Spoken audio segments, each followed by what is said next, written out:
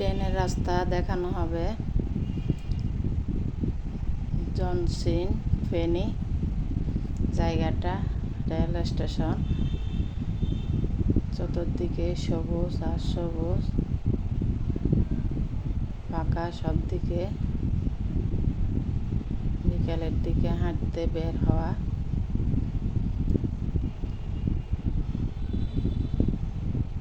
বিকালে ঠান্ডা ঠান্ডা ভাব, ভালোই লাগে।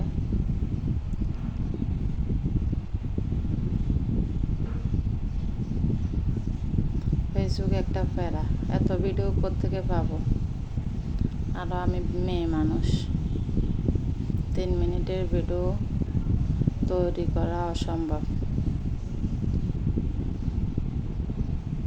ছেড়ে দিব কাজটা, কাজ করব না। মেয়েরা নাকি কাজকর্ম করলে নিজে একটু সুন্দরভাবে বাঁচা যায়, নিজের ইচ্ছা মতো চলা যায়। কিন্তু আজকে 2 বছর কাজ করতেছি, কোনো কিছু না। পরিবারের কাছে আরও বকা খাচ্ছি, সবাই খারাপ হিসাবে জানতেছে এটা নাকি খারাপ কাজ।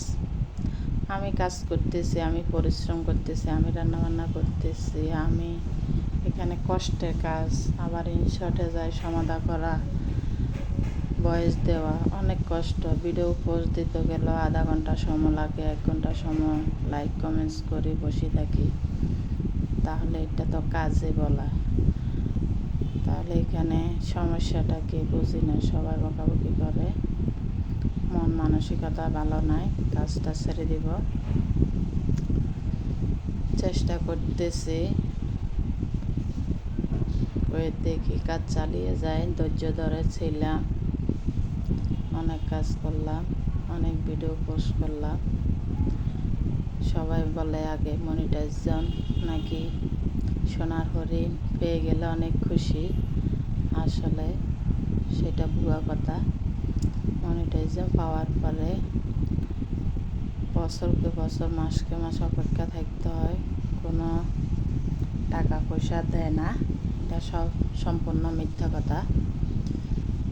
এটা কাজের উপরে নির্ভর। যাদের ফলোয়ার আছে, বেশি ভিউ আছে, পোস্ট একটা ছাড়লে 20,000, 50,000, মিলিয়ন হয়, তাদের জন্য ফেসবুক।